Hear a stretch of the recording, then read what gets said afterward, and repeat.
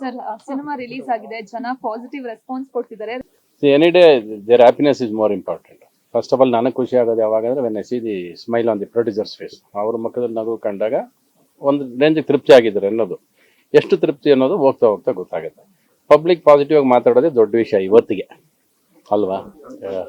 ಅದರಲ್ಲೂ ನನ್ನ ಪಿಕ್ಚರ್ಸ್ ಹುಡುಕೋದೇ ಅವರು ಖ್ಯಾತಿ ಹುಡುಕೋದ್ರಲ್ಲಿ ನಂಬರ್ 1 ನನ್ನ ಪಿಕ್ಚರ್ಸಲ್ಲಿ.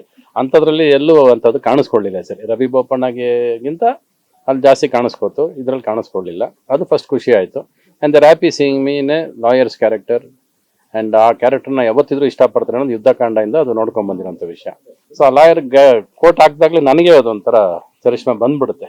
ಯಾಕಂದರೆ ವಾದ ಚೆನ್ನಾಗಿ ಮಾಡ್ತೀನಿ ನಾನು ರೆಗ್ಯುಲರಾಗಿ. ಆಯ್ತು, ಅದರಿಂದ ಅದು ಆ ಕ್ಯಾರೆಕ್ಟರ್ ಬಂದರೆ ಅದೊಂಥರ ಗತ್ತದು. ಇಟ್ ಈಸ್ ನನಗೆ ಗೊತ್ತಿಲ್ಲದಿರೋ ಒಂದು ಚರಿಷ್ಮ್ಯಾಟಿಕ್ ಬರುತ್ತೆ ಅದರಲ್ಲಿ. ಆ ಗೆಟಪ್ ಹಾಕೊಂಡು ಬರ್ತಿರ್ಬೇಕಾದ್ರೆ lawyer it is not a ordinary character. ಬೇರೆ ಪಾತ್ರ ಮಾಡಿದ್ರು ಲಾಯರ್ ಆಗಲಿ, ಅದು ವಾಕಿಂಗ್ ಸ್ಟೈಲಿಂದ ಹಿಡಿದು, ಕೋರ್ಟ್ ಬಳಸೋ ಸ್ಟೈಲಿಂದ ಹಿಡಿದು, ಮೈ ಲಾರ್ಡ್ ಅಂತ ಹೇಳೋ ಸ್ಟೈಲಿಂದ ಹಿಡಿದು ಪ್ರತಿಯೊಂದಕ್ಕೂ ಕಣ್ಣಲ್ಲೇ ಆ್ಯಕ್ಟ್ ಮಾಡಬೇಕಾಗುತ್ತೆ. You have to the dialogues ಏನೋ ಕೊಟ್ಟರು your eyes has to act most of the time. You have to ಕೋಪ ತೋರಿಸಿದ್ರೆ ಅಷ್ಟಲ್ಲೇ ತೋರಿಸ್ಬೇಕಾಯ್ತು. ಅದ್ರಲ್ಲಿ ತುಂಬ ವಿಷಯಗಳು ಅರ್ಥ ಆಗಬೇಕಾಯ್ತು. ಡೈರೆಕ್ಟರ್ ಪಾಪ 1 ಕಿಲೋಮೀಟರ್ ದೂರ ಕೂತಿದ್ರೆ ಕಣ್ಣು ಕಾಣಿಸ್ಲಿಲ್ಲ ಅವ್ರಿಗೆ. ಅಲ್ಲೆಲ್ಲೋ ಕೂತಿರೋರು, ಅಲ್ಲಿಂದ ಆಕ್ಷನ್ ಊಟ ಬಚ್ಚಿಕೊಂಡು ಹಿಂಗೆ ಕೂತಿರೋರು. ಅದಕ್ಕೆ ಎಡಿಟಿಂಗ್ ಟೇಬಲಲ್ಲಿ ಎಡಿಟರ್ ಕಾಣಿಸಿರೋದು ಅವ್ರಿಗೆ ಹೇಳಿರೋದು. ಅದು ವರ್ಷ okay. Everything has taken a good start. Birthday ಹತ್ರ ಬರ್ತಾ ಇದೆ. It has given a good take off, good smiles. How much money they will make and all, I don't know. Okay, as long as they are safe, we are happy. Alva, but at least there is a smile which has started before my birthday. Adantu ಖುಷಿ ಕೊಟ್ಟಿದೆ. Sir, ಮೊನ್ನೆ ಅಂದ್ರೆ ಸಂತೋಷ್ ಹೆಗ್ಡೆ ಮುಂದೆ cutout shorts ಹೋದಾಗ ಅಲ್ಲಿ staff ಮಾತಾಡೋದು, ಈ ತರದ ಕಟ್ಔಟ್ಸ್ ಗಳನ್ನ ರವಿ ಸರ್ ಬೇರೆಯವರಿಗೆ ಸುಮಾರು ಹಾಕ್ಸ್ಕೊಟ್ಟಿದ್ದಾರೆ. ಈ ತರದ ಕಟ್ಔಟ್ ನ ಸ್ಪೆಷಲ್ ಅಂತ ಟ್ರೀಟ್ ಮಾಡಬೇಡಿ, Ravi sir is always special for us ಅಂದಿದ್ದಾರೆ. ಈ ಕಟ್ಔಟ್ ಗಳ ಬಗ್ಗೆ ನಿಮ್ಗೆ ಫಸ್ಟು ಹತ್ತತ್ರ ಐ ಥಿಂಕ್ 60 ಅಡಿನ 70 ಅಡಿನ ಪ್ರೇಮ ಮಾತಾರಾಗ ಅಂಬರೀಷ್ಗೆ ಹಾಕಿದ್ದು ನಾವು, ನಾನು ಪ್ರೊಡ್ಯೂಸರ್ ಆದಾಗ. ಅದೇ ಫಸ್ಟ್ ಬಿಗ್ಗೆಸ್ಟ್ ಕಟ್ಔಟ್. ಅದಾದ ಮೇಲೆ ಚಕ್ರವೇ ಒಂದು ದೊಡ್ಡ ಕಟ್ಔಟ್ ಹಾಕಿದ್ವಿ. ಪ್ರೇಮ್ ಲೋಕ ರಣಧೀರ ಬಂದಾಗ ಏನಾಯಿತು ಅಂದರೆ, ಯೂಶಲಾಗಿ ಸ್ಟ್ಯಾಂಡಿಂಗ್ ಫಿಗರ್ ಕಟ್ಔಟ್ ಹಾಕಿ ಅಭ್ಯಾಸ ಎಲ್ಲರಿಗೂ. ನಾವು ಕ್ಲೋಸ್ ಅಪ್ನೇ 60 ಅಡಿ 80 ಅಡಿ ಕಪಾಲಿ ಥಿಯೇಟ್ರಲ್ಲಿ ಆಗ್ತವ್ರು. ಅಂದರೆ ನನ್ನ ಮನೆ ರಾಜಾಜಿನಗರ್ ಮನೆ ಮಾಡಿ ಮೇಲೆ ನಿಂತ್ಕೊಂಡ್ರೆ ನನಗೆ ಕಪಾಲಿ ಥಿಯೇಟ್ರ್ ಕಟ್ಔಟ್ ಕಾಣಿಸೋದು ಅವತ್ತಿಗೆ. ಅಂದರೆ ಫೇಸೇ ನಿಮಗೆ 60 ಅಡಿ ಇರೋದು. ಎಸ್ಪೆಷಲಿ ಕಪಾಲಿ ಸಂಧಿಯಲ್ಲಿ ಒಂದು ಜಾಗ ಕಾಣಿಸುತ್ತೆ ನಿಮಗೆ. ಅದಕ್ಕೆ ಯುದ್ಧಕಾಂಡೆಲ್ಲ ನೋಡ್ಬೋದು. ಅದು ನಮ್ಮ ರಾಜ್ಕಮಲ್ ಆರ್ಟ್ಸ್ ಚಿನ್ನಪ್ಪ ಅಂತ ಇದ್ದ. ಅವನು ಸರ್ ಎಲ್ಲರೂ ಮಾಡ್ತಾರೆ, ನಾವು ಕ್ಲೋಸ್ ಅಪ್ ಮಾಡೋಣ, ಸ್ಟ್ಯಾಂಡಿಂಗ್ ಬೇಡ ಅಂತೇಳಿ. That is where we started cutouts ಅಂತಲ್ಲ, ಕಟ್ಔಟ್ಸು ಪಬ್ಲಿಸಿಟಿ ಅವೆಲ್ಲ ಏನೇ ಇದ್ರು ಅದು ಶುರು ನಾಂದಿ ಆಡಿದ್ದು ನಾನೇ, ದೊಡ್ಡದಾಗಿ ಆಡಿದ್ದು ನಾನೇ. ಸಿನಿಮಾ ಪ್ರಚಾರ ಮಾಡೋದಲ್ಲ, ಸಿನಿಮಾದಲ್ಲಿ ವಿಚಾರ ಇದ್ದರೆ ಪ್ರಚಾರ ತುಂಬ ಉಪಯೋಗ ಆಗುತ್ತೆ. ಮೈನ್ ಒಳಗಿರಬೇಕು ಕಂಟೆಂಟ್ ಸ್ಟ್ರಾಂಗ್ ಇದ್ದರೆ ನಾಳೆ ಬೆಳಗ್ಗೆಯಿಂದ ನಮ್ಗೆ ಯಾರಿಗೂ ಕೆಲಸನೇ ಇಲ್ಲ. ಜನ ತೊಗೊಂಡು ಹೋಗ್ಬಿಡ್ತೇನೆ ಸಿನಿಮಾನ, ಎಲ್ಗೋ ಕರ್ಕೊಂಡು ಹೋಗ್ತೇನೆ. ಇದು ನಾವೆಲ್ಲ ನೋಡಿರೋಂಥದ್ದು ಅಲ್ವಾ. ಬಟ್ ಇಲ್ಲೇನಾಗಿದೆ ಅಂದರೆ ಇವತ್ತು ಹೇಳ್ತಾ ಹೋಗ್ಬೇಕು. ಟೂ ಮಚ್ ಆಫ್ ಕಾಂಪಿಟೇಷನ್ ಆಗೋಯ್ತು. ಸ್ವಲ್ಪ ಬನ್ನಿ ಈ ಥರ ಒಂದು ಸಿನಿಮಾ ಮಾಡಿದ್ದೀವಿ ಅಂತ ಗುರುತಿಸ್ಬೇಕು. ಈ ಥರ ಇದೆ, ಈ ಜೋನರಲ್ಲಿ ಸಿನಿಮಾ ಇದೆ ಅಂತ ಹೇಳ್ಬೇಕು. ಅದಕ್ಕೆ ಆ ಜೋನರಲ್ಲಿ ಇದೆ ಅಂದ ತಕ್ಷಣ ಅದಕ್ಕೆ ಅಂತ ಒಂದು ಆಡಿಯನ್ಸ್ ಬರ್ತಾರೆ. ಒಟ್ಟಿನಲ್ಲಿ ರವಿಚಂದ್ರನ್ಗೆ 2 ಮುಖ ಶುರು ಆಗಿದೆ ಅಲ್ವಾ. ದೃಶ್ಯ ಆದಮೇಲೆ ಇನ್ನೊಂದು ಮುಖ ಎಕ್ಸ್ಪೆಕ್ಟ್ ಮಾಡ್ತಾರೆ. ಆ ಥರ ಥ್ರಿಲ್ಲರು, ಆ ಥರ ಸಿನಿಮಾಗಳು ಬೇಕು ಲೀಗಲ್ ಇದರಲ್ಲಿ. ಇದು ಲೀಗಲ್ ಇದ್ರ ಮೇಲೆ ಇರೋವಂಥ ಸಿನಿಮಾಗಳು. ಪ್ಲಸ್ ಇವರು ಅದಕ್ಕೆ ಬೇರೆ ಏನೇನೋ ಸೇರಿಸ್ಕೊಂಡಿದ್ದಾರೆ, ಆಯಾಮ ತುಂಬ ಸೇರಿಸ್ಕೊಂಡಿದ್ದಾರೆ. ಸೊಸೈಟಿಯಲ್ಲಿ ನೋಡಿದ್ದನ್ನೆಲ್ಲ ಸೇರಿಸಿ ಒಂದು ಸಿನಿಮಾದಲ್ಲಿ ನನ್ನ ಮೂಲಕ ಹೇಳ್ಬೇಕು ಅನ್ನೋದು ಗುರ್ರಾಜ್ ಆಸೆ ಅದು ಫಸ್ಟಿಂದ. ನಾನು ಇದು ಕೊಟ್ಟಾಗಲ್ಲ ಈ ಕೇಸ್ಗಳನ್ನ ನಾನು ಹೇಳೇನು ಮಾಡಬೇಕ್ರಿ ಅಂತಿದ್ದೆ. ಇಲ್ಲ ಅದು ನಿಮ್ಮ ಬಾಯಲ್ಲಿ ಹೇಳಬೇಕು, ಜನಕ್ಕೆ ತಲುಪಬೇಕು ಅನ್ನೋದು ಅವ್ರ ಆಸೆ ಇತ್ತು. ಅದು ತಲುಪಿಸಿದ್ದೀನಿ ಅಂದರೆ ಅವ್ರು ಖುಷಿಯಾಗಿದೆ ಅಂದರೆ ನನ್ನ ಪರ್ಫಾರ್ಮೆನ್ಸ್ ಗಿಟ್ಟಿದೆ ಅಂತ ಆಯಿತು. ಅದು ಮೇಜರ್ ಕೆಲಸ. ಫೈನಲಿ ನಾವು ಮಾಡೋ ಕೆಲಸ ಶ್ರದ್ಧೆಯಿಂದ ಆನೆಸ್ಟಾಗಿ ಮಾಡ್ಬಿಟ್ಟು ಹೊಟ್ಟೋಗ್ತೀವಿ ಅಲ್ವಾ. ದಟ್ ಈಸ್ ಇಫ್ ಈ satisfied I am happy, that's all. That is my job. ಇವಾಗ ನೀವು ಆ್ಯಕ್ಟಿಂಗ್ ಚೆನ್ನಾಗಿ ಮಾಡಿದ್ದೀರಾ ಅಂದರೆ ಅದು ನನ್ನ ಕೆಲಸ ಅದು ಅಲ್ವಾ. ಇಷ್ಟು ವರ್ಷ ಇದ್ಬಿಟ್ಟು ಆ್ಯಕ್ಟಿಂಗ್ ಚೆನ್ನಾಗಿ ಮಾಡಿದೆ ಅಂತ ಕೇಳಿಸ್ಕೊಳ್ಳೋದು ತಪ್ಪು ನಾನು ಅಲ್ವಾ. ಇಷ್ಟು ವರ್ಷ ಇದ್ದೀವಿ, ನಮ್ಮ ಕೆಲಸ ಅಲ್ಲಿ ಸ್ಕ್ರೀನ್ ಮುಂದೆ ಬಂದಮೇಲೆ ವಿ ಡೂ ಅವರ್ ಜಾಬ್. ಇವರಾಗಲಿ ನಾವಾಗಲಿ we come there, we give our full.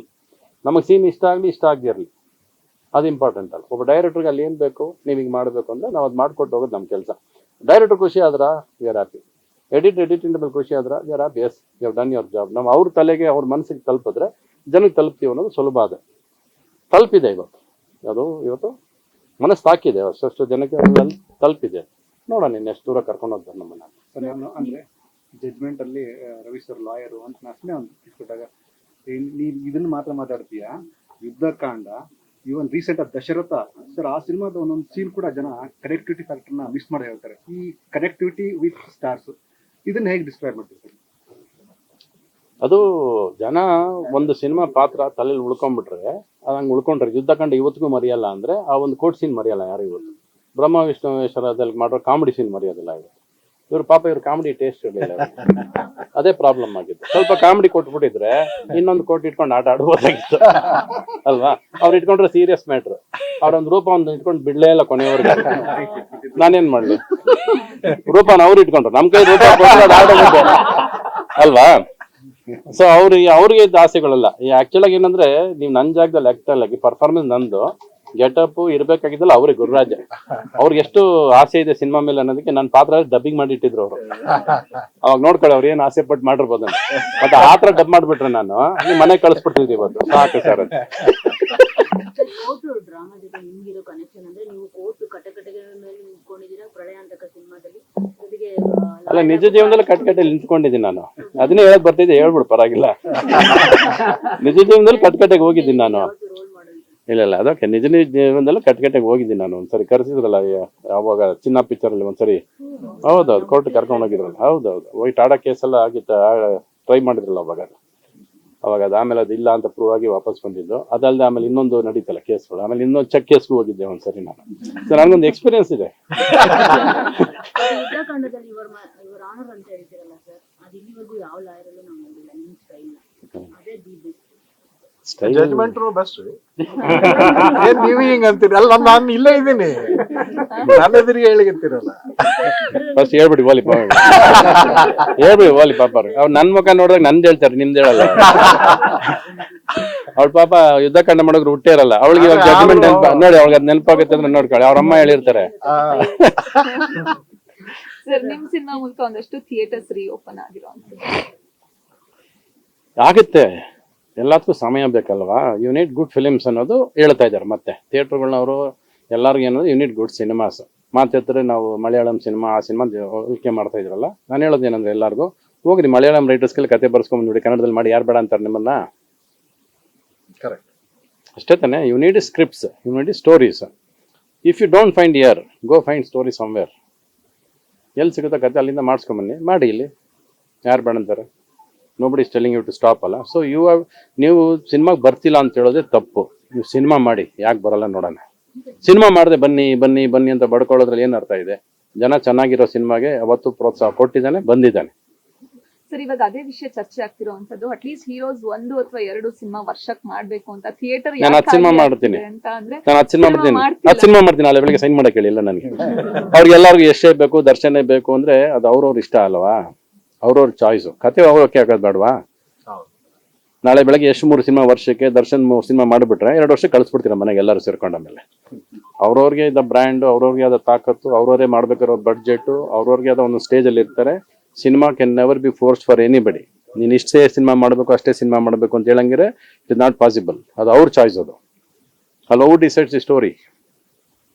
ಒಬ್ಬ ಹೀರೋ ಅದನ್ನ ಕತೆ ಓಕೆ ಮಾಡ್ಕೋಬೇಕಲ್ವಾ. ಅವನದೊಂದು ಪೊಸಿಷನ್ ಇರುತ್ತೆ, ಅವನೊಂದು ಬ್ರ್ಯಾಂಡ್ ಉಳಿಸ್ಕೋಬೇಕು ಅಂತ ಆಸೆ ಇರುತ್ತೆ. KGF ಆದ್ಮೇಲೆ ಏನು ಸಿನಿಮಾ ಮಾಡಬೇಕು, ಏನು ಎಕ್ಸ್ಪೆಕ್ಟೇಷನ್ ಇರುತ್ತೆ ನಿಮ್ದೆಲ್ಲ ಅಲ್ವಾ. ದರ್ಶನ್ ಕಾಟೇರ್ ಆದ್ಮೇಲೆ ಏನು ಮಾಡಬೇಕು?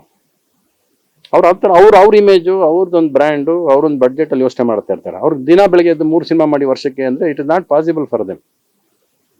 ನೀವು ಅನ್ಕೊಂಡು ಸಿನಿಮಾ ಮಾಡೋದು ಯಾವಾಗ ರೀ? ಕತೆ ಓಕೆ ಆದ್ರಲ್ವಾ. ದುಡ್ಡು ಕೊಟ್ರೆ ಓಕೆ ಆಗೋದಲ್ಲ. ಈಗ ನಾವು ಪರಿಸ್ಥಿತಿ ಸಲ ದುಡ್ಡು ಕೊಟ್ರೆ ಓಕೆ ಮಾಡ್ಬಿಡ್ತೀವಿ, ಆಯ್ತಾ. ಅವ್ರ ಪಾಕೆಟ್ ತುಂಬಿದೆ, ಇನ್ನು ಅವ್ರ ಕತೆ ಕೇಳ್ತಾರೆ.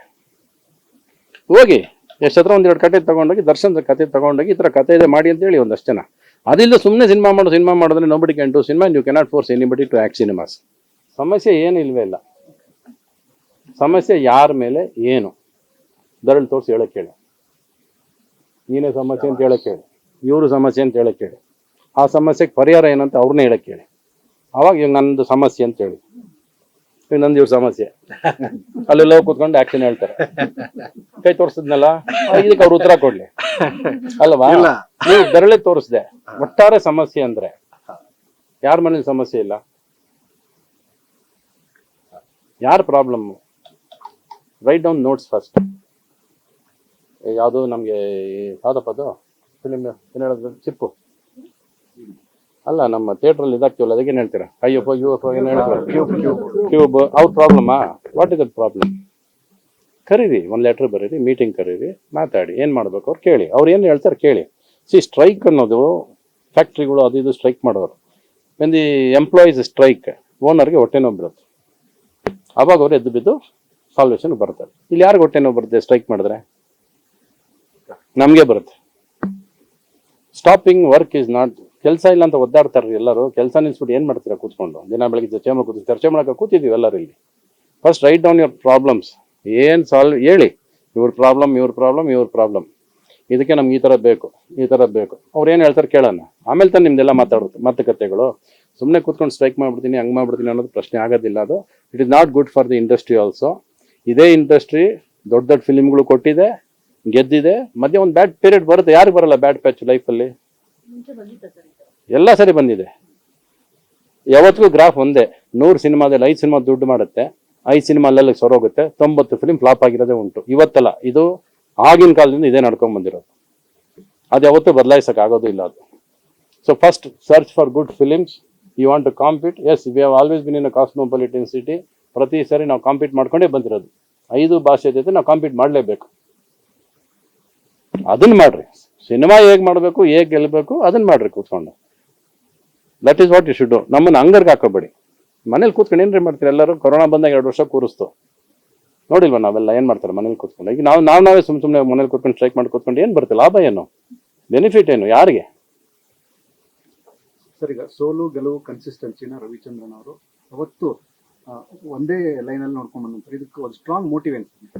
ಸೋಲ್ ಇಲ್ಲ ಸರ್. ಅದು ಯಾವಾಗ ಸೋಲು? ಒಂದೇ ಸಿನಿಮಾ ಡಿಸೈಡ್ ಮಾಡಿದ್ರು ಸೋತಾಗಿದ್ದ ಅಂತ? ಇಲ್ವಲ್ಲ, ಇನ್ನೂ ಇದೆಯಲ್ಲ ಕೆರಿಯರು. ಶುರು ಆಗಿದೆಯಲ್ಲ ಈಗ ಜಡ್ಜ್ಮೆಂಟ್. ಒಂದು ನಗು ಶುರು ಮಾಡಿಕೊಟ್ಟಿದ್ದಲ್ಲ, ಈಗ ನೆಕ್ಸ್ಟ್ ನೋಡಿ ಆಟ ನಂದು.